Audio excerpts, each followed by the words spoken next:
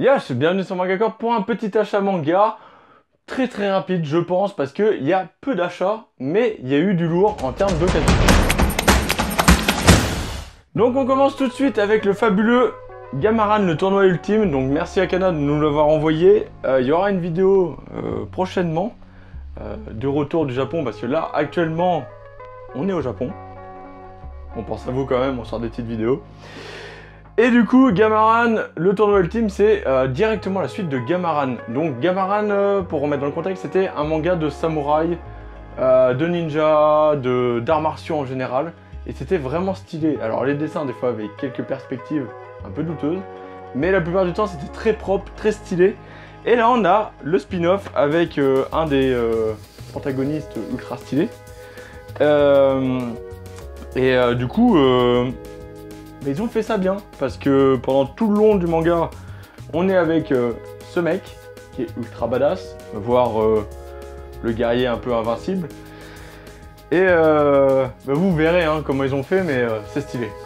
Donc, du lourd, et bientôt la découverte du mois.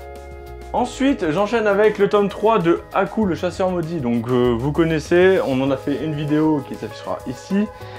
C'est un manga sur la préhistoire, et là on est au tome 3. Et on a eu du gros combat. On voit très bien que Haku en a bavé et s'est entraîné justement pour tuer, donc ceux qui connaissent l'histoire. Le mec, il est maudit et tout ce qu'il cherche, c'est à tuer tous les mammouths qu'il y a. Donc les 500 des mammouths, hein, c'est Haku. Voilà. Ensuite, que dire de plus? Les dessins sont toujours aussi stylés. Et moi, ce qui me fait très rire dans ce manga, c'est, on va dire, les noms des villages, les noms des personnages. En fait, c'est toujours des jeux de mots qui sont plutôt cool. Donc, dites-moi dans les commentaires si vous en avez remarqué quelques-uns. Et la série est bientôt finie, il reste plus que 2 tomes. Ensuite, on a eu le tome 3 de Psychobank. Donc, Psychobank, pareil, une vidéo s'affichera ici, parce qu'on en a déjà parlé. C'est un manga très psychologique, et dans ce tome 3, il y a eu beaucoup de retournements de situation qui étaient très intéressants et bien ficelés. Ce tome 3 m'a vraiment plu, et vu que la série est en 4 tomes, on se rapproche vraiment de la fin.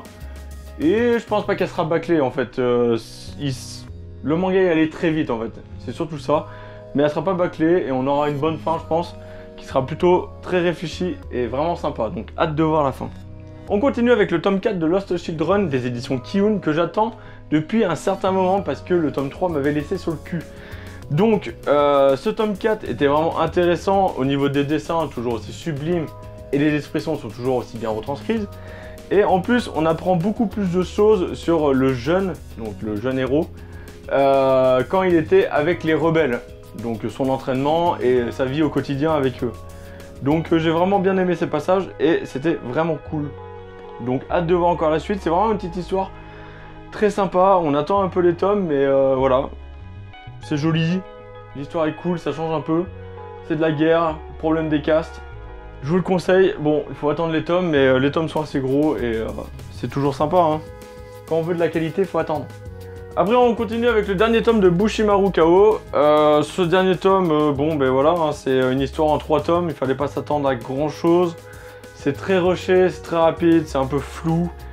Et on termine sur une fin très rapide. Très rapide, ouais.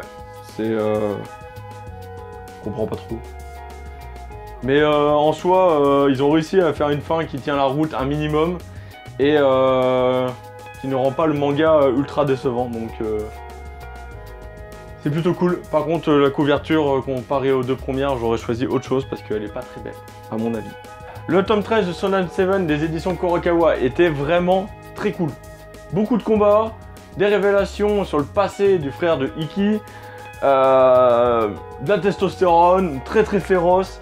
C'était vraiment stylé, là ça me rappelle encore de plus en plus justement la patte scénaristique de Toru Fujisawa parce qu'il y travaille dedans, c'est pas lui au dessin mais on voit bien la patte artistique du Furio et des bastons entre gangs qu'il avait réussi à bien retranscrire dans Young GTO et ça me fait plaisir parce que ça me manquait vraiment comparé à ses dernières œuvres et j'arrête pas de le dire justement avec Shonen 7 que c'est vraiment très bien retranscrit. Donc c'est cool, ça fait plaisir un petit Furio de temps en temps.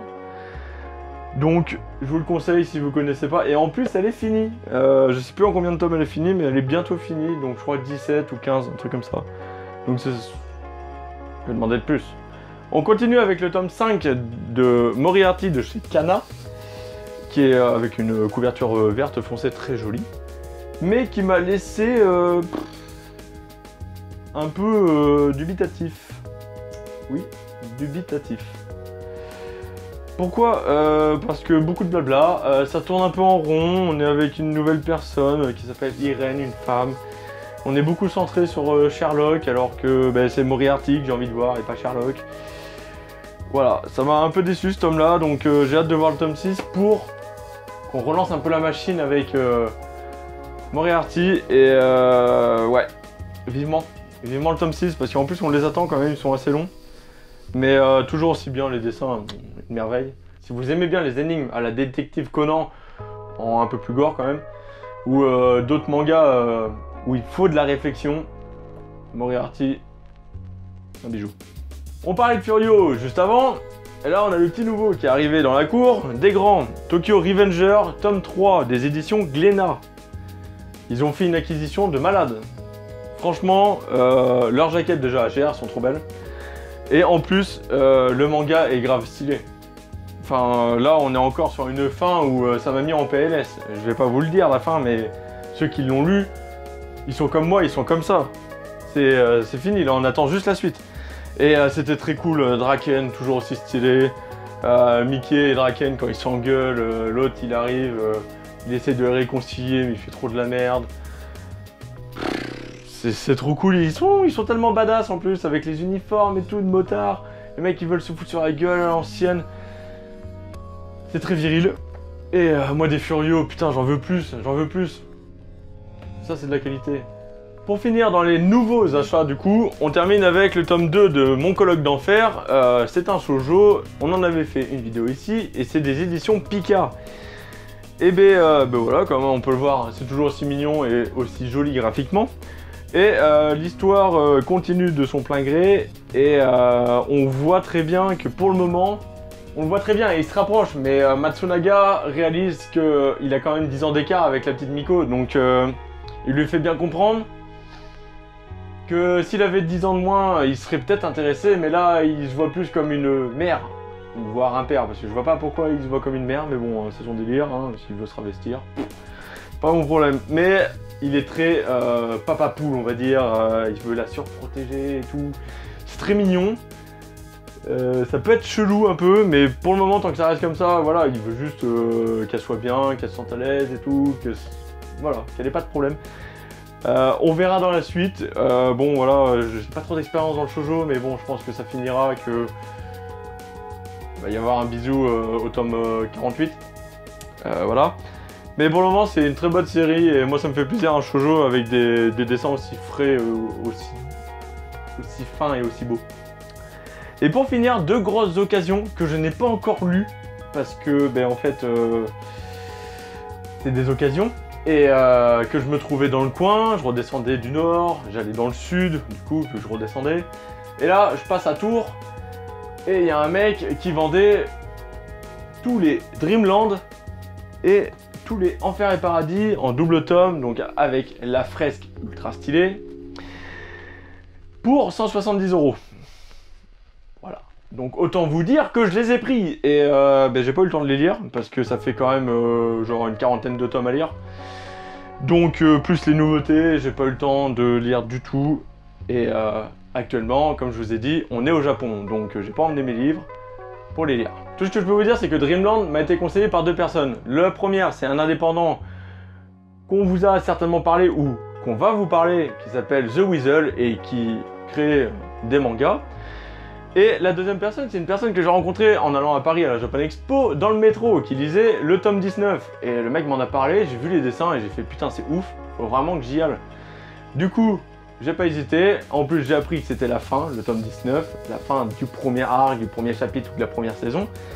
Et c'est français, merde, faut soutenir les Français. Donc, on soutient. Donc, Enfer et Paradis, c'est un manga de l'auteur Ogrid qui a fait Air Gear et d'autres séries qu'on connaît un peu. Et du coup, je les ai pas encore lus. Je sais que ça se bastonne à fond. Ça parle beaucoup d'arts martiaux. C'est très très stylé, les dessins sont magnifiques. Et vu que c'est une œuvre de Hogwarts, il y a moyen que ça soit un peu what the fuck aussi. Mais j'ai hâte de le lire. Et c'est très violent aussi comme manga. À déconseiller aux enfants. Et pour les jeunes adultes, allez-y. Donnez-vous à cœur joie pour le lire. Et l'édition double tome, comme je vous dis, de chez Panini, elle est plutôt stylée. Il y a une petite fresque. J'aurais aimé que la fresque soit plus grande, mais bon, tant pis. Voilà. Donc ça fait plaisir. Et vu pour le prix que je les ai eu là, les 2 séries, c'était une affaire à ne pas louper. Voilà, cette vidéo est finie. J'espère qu'elle vous aura plu. Dites-moi dans les commentaires ce que vous avez acheté vous ce mois-ci. Ça m'intéresse, on peut échanger comme ça. Je vois aussi ce que vous aimez. Et puis, c'est toujours cool de voir ce que vous lisez. Allez, on se retrouve bientôt pour une nouvelle vidéo sur Manga Corp. Yosh!